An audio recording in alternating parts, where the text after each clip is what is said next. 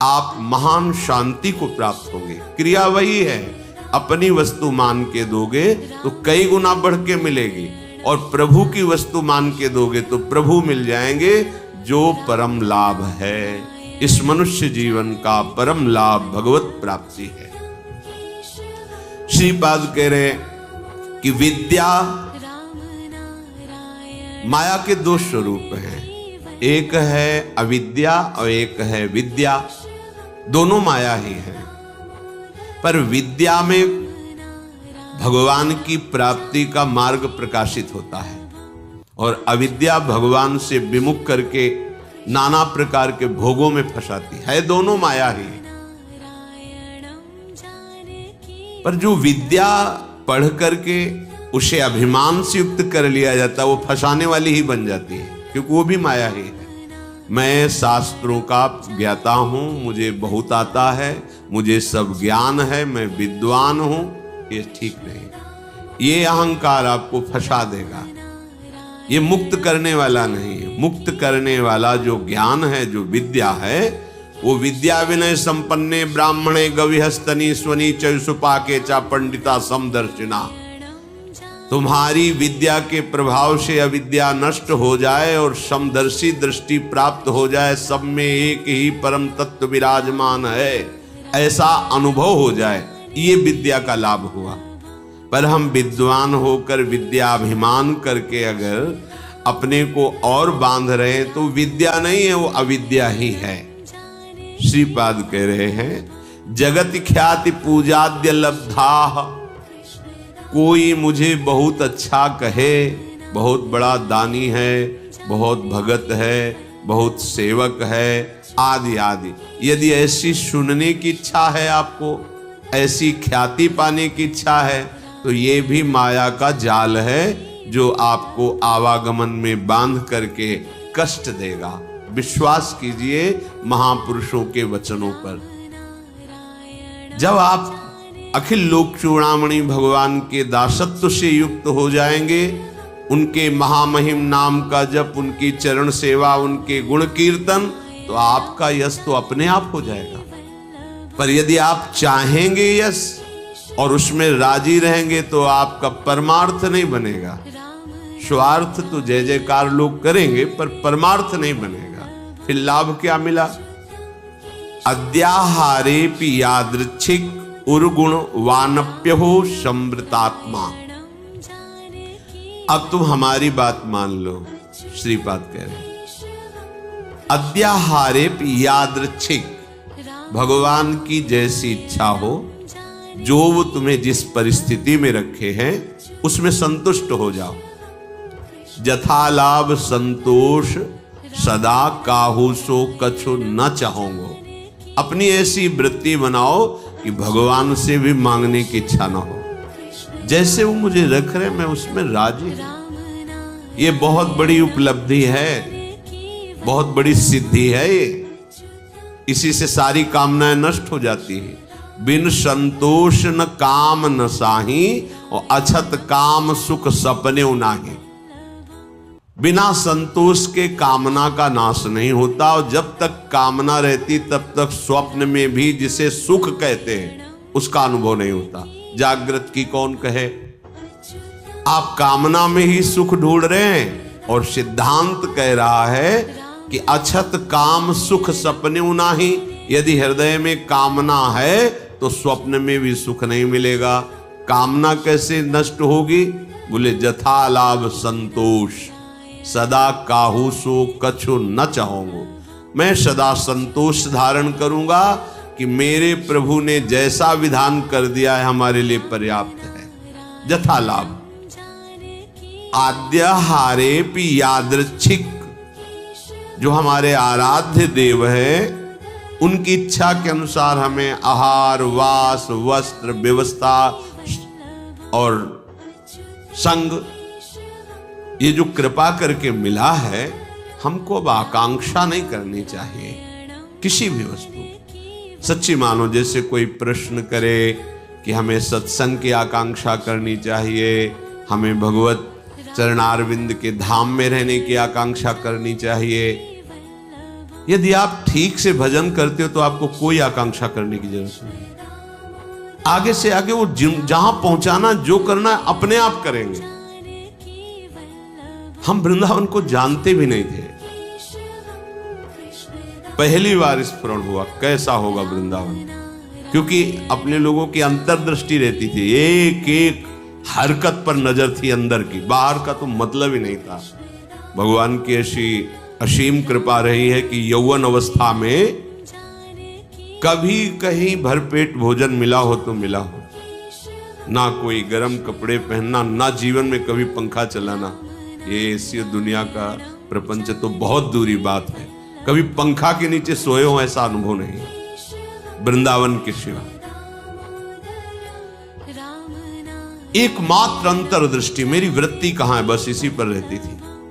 कहां है मेरी वृत्ति, बस हर तरह से इस मन को देखा है। जैसे लोग कहते हैं ना, मामू को मार्ग में पीएचडी किए, तो साधक उपासक साधु महात्मा केवल मन पर दृष्टि रखते हैं। सारी पढ़ाई मन की है, इसमें और कोई बाहरी बातें नहीं है। इसमें परम सिद्धि का जो लाभ होता है वो केवल मन पर दृष्टि रखी जाती है। उसी को दृष्टि में रख करके सृष्टि से बचा के और भगवान के चिंतन में लगाना, एक लगन लगी हुई, कैसे ब्रह्म साक्षात्कार, कैसे वहां कोई ये गुंजाइश नहीं थी। भोग सामग्री, भोग वार्ता, भोग दृश्य, घाटों में कहां गुंजाइश। दोपहर की तपती धूप में पंडों की छतुरी के नीचे और रात्रि में वही घाटों में थोड़ी देर भिक्षुकों के बीच में बैठ जाना, जो मिला मिला, नहीं तो हर हर महादेव, शांत एकदम। ब्रह्मचर्य और संयम का बड़ा बल होता है, कभी निराश हताश और ऐसा नहीं कि चलने लायक नहीं, ऐसा कभी अनुभव जीवन में नहीं हुआ। आप समझिए वो परिस्थिति अगर ना मिलती तो शायद है कि वो अनुभव भी ना होता जो अनुभव। एक जो निश्चिंतता, निर्भयता, एक ठसक, हर समय नवीन उत्साह, वो भगवान ने जैसी परिस्थिति चयन की थी उसी में राजी होने से हो गया। एक बार इतने भूख से व्याकुल हुए तो दो संत आए काशी के। ऐसा कहाँ रहते हो? घाटों में रहते हैं। भोजन जो महादेव जी दे देते, या घाटों में कौन देता है? अन्नपूर्णा। कभी सतुआ, इतना जैसे भिखारियों को लोग बांटते हैं, 2-4 किलो सतुआ लिया, 50 बैठे हैं, ऐसे ऐसे डाल दी। तो कमंडल का ढक्कन होता था, ऐसे रखा, कोई 1 पीस बर्फी रख दी ऐसे, बोले आओ चलो आज तुम्हें भोजन पवाते हैं। तो देखो मन की बात प्रभु ने सुन ली, लेकिन हंसी की बात, ले गए कमरे में बैठाला और 2 घंटे बाद आए। रात हो गई थी, शाम के बैठते थे जाके, और आए, बोले हमारे यहाँ तो प्याज लहसुन बनता है, आप खाते हैं? तो नहीं। महादेव हाँ निकले, खूब हंसे कि ए मन, देखा तेरी चालबाजी नहीं चली। नियम लिया था कहीं नहीं जाएंगे, पर इतनी व्यवस्था हम अपनी तरफ से ले गए, और देखा तुम्हें उत्तर दिया महादेव, चल आज के बाद कोई बुलाए भी तो नहीं जाला है। जथा लाभ संतोष सदा काहो, ये बहुत बड़ी उपलब्धि का मार्ग है। चाहे गृहस्थ हो चाहे विरक्त हो, जैसी परिस्थिति प्रभु ने दी है, सच्ची मानिए तुम्हारे कल्याण के लिए वैसी परिस्थिति आवश्यक है। आप कह सकते हो बड़ा घर में प्रतिकूलता रहती, जरूरी है प्रतिकूलता।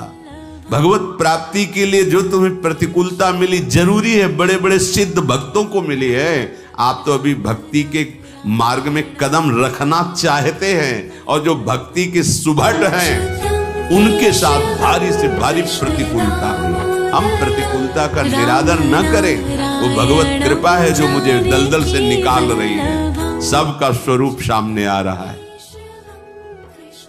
रहीमन विपदा हो भली, जो थोड़े दिन होए, हित अनहित या जगत में जान परे सब कोई। तो अद्याहारेपि यादृच्छिक उर्गुणवा नप्यहो समृतात्मा। जब आपको जैसी परिस्थिति में रखा गया उसके बदलने के लिए आप दिखावा न कर दे। दिखावा होता है, ब्रह्मबोध प्राप्त करने के लिए एक महापुरुष मिले थे। उन्होंने कहा था कि अपने गुणों को प्रकाशित ना करे, मौन का आश्रय ले और ऐसे जैसे कोई विक्षिप्त हो ऐसे रहे, फिर उसकी जो यथालाभ व्यवस्था होती उसमें रहे तो उसे बहुत जल्दी ब्रह्मबोध प्राप्त हो जाता है। अपने गुणों को प्रकाशित करके, अपनी महिमा को प्रकाशित करके उसका उपभोग करने लगे तो फिर वो स्थिति से गिर जाता है, वो उस चरम अवस्था को प्राप्त नहीं होता। गंगा किनारे एक से एक महापुरुष, एक से एक दिव्य अनुभवी महापुरुष। यहां कह रहे उर्गुण वानप्य हो समृतात्मा। आप अपने गुणों को प्रकाशित करके ऐसा कहीं उपभोग तो नहीं कर रहे, अपने सम्मान का गुण प्रदर्शित करके, चाही हुई वस्तुओं का, मानी हुई मान्यता का यदि उपभोग कर रहे हैं तो आप अपने मार्ग से गिर जाएंगे। आपको गुण प्रदर्शन नहीं करना। हम प्रभु के गुण गा रहे हैं, प्रभु का नाम कीर्तन कर रहे हैं, प्रभु की सेवा कर रहे हैं, प्रभु का जस गा रहे हैं। हजारों को लाभ मिले, लाखों को लाभ मिले, करोड़ों को मिले, सबका मंगल हो, कोई परेशान। यहां कह रहे कि अपने गुणों का प्रदर्शन करके प्राप्त विषयों का सेवन उपभोग करना, विषय आए स्वीकृत नहीं हृदय में, जथा लाभ संतोष सदा। महलों में राखो चाहे झोपड़ी में वास दो, कोई प्रश्न नहीं है। चित्त का समाधान हो चुका है, अब कोई परेशानी नहीं है, कोई खुशी नहीं है, कोई दुख नहीं है। बहुत उत्तम स्थिति का वर्णन कर रहे हैं उपासक के। श्रीमद वृंदावनेस्मिन् सतत मठ सखे सर्वतो मुक्त संगा। ये अमृतमय वचन। वृंदावन में तुम्हारा आगमन हुआ, वृंदावन का आश्रय लिया, वृंदावन का वास, तो यहां किसी का संग मत करना। कह रहे हैं सखे सर्वतो मुक्त संगा। सर्व संग और संत संग इस सर्व में नहीं आता। जो भगवत अनुराग में रंगे हुए महापुरुष हैं, तो भगवत प्राप्त संतों ने भी ऐसी आकांक्षा की कि मुझे ऐसे प्रेमी महाभागवतों का संग मिले, क्योंकि बिना उनकी चरण धूलि में बैठे, उनकी चरण धूलि से अभिषिक्त हुए ना तत्वबोध होता है ना भगवत प्रेम होता है। तो संतों का संग ही सर्व संग का त्याग कराता है। इसीलिए श्री भगवान ने अपनी प्रसन्नता, अपनी प्राप्ति के उपाय का जब वर्णन किया तो कह रहे हैं व्रतान यज्ञ छंदांस तीर्था नियमा यमाह यथा वरुंधित सत्संगा सर्वसंगोपहो हिमाम। बड़े बड़े व्रत, नियम और तीर्थ यात्रा, धर्मादि, इन सब के द्वारा, शास्त्र स्वाध्याय आदि, देवताओं का यजन पूजन आदि, इनके द्वारा मेरी प्राप्ति उतनी संभव नहीं जितनी संत संग से। क्योंकि संत संग क्या करता? सर्व संगोपहो हिमाम, सर्व संगों का त्याग करा देता है। जो आसक्ति संसार में, विषयों में, व्यक्तियों में, वही आसक्ति यदि संत महात्मा में हो जाए तो मोक्ष का खुला हुआ द्वार शास्त्रों में पाया गया है। तो यहां जो सखे सर्वतो मुक्त संगा, उसका भाव है जो प्रभु से विमुख जन है उनसे हमारा परिचय भी नहीं होना चाहिए। वृंदावन ऐसे रहे मनो चिन्हारो नाई, हम नहीं पहचानते किसी को, नेत्र नीचे हैं, अपने मार्ग को देख रहे हैं और अपने प्रिया प्रीतम का स्मरण कर रहे हैं। जो मिलता है मेरे प्रभु इस रूप में आए हैं, ऐसे भाव से। कहीं कोई सांसारिक भाव, सांसारिक संबंध नहीं। सांसारिक प्रपंच को स्वीकार करने वाला उपासक उपासना में आगे बढ़ नहीं सकता। अपने गुणों को प्रयोग न करते हुए, जो हमारे अंदर भागवतिक गुण हैं, वो प्रभु की महिमा को, प्रभु के यश को गान करके जगत मंगल के लिए हैं। अपने में विशेषता का भाव आ जाना पतन का लक्षण है। मैं इनसे विशेष हूं, विशिष्ट हूं, मैं महान हूं, ऐसी बात मलिन अंतःकरण में आती है, निर्मल अंतःकरण में नहीं। जितना अंतःकरण निर्मल होता जाएगा उतने ही ये भाव खत्म होता चला जाएगा। और जिसका संपूर्ण अंतःकरण निर्मल हो जाता है उसके हृदय में ये बात आ जाती है कि मैं चराचर जगत का सेवक हूं। सो अनन्य गति जाके असमत न टरे हनुमंत, मैं सेवक और सचराचर रूप स्वामी भगवंत। ये सबसे बड़ी बात आ गई। तो श्रीधाम वृंदावन का आश्रय, वृंदावन का वास, किसी से कोई परिचय नहीं। जैसी परिस्थिति में प्रिया प्रीतम रख रहे हैं वो हमारे योग्य है। हम अपने गुणों का प्रदर्शन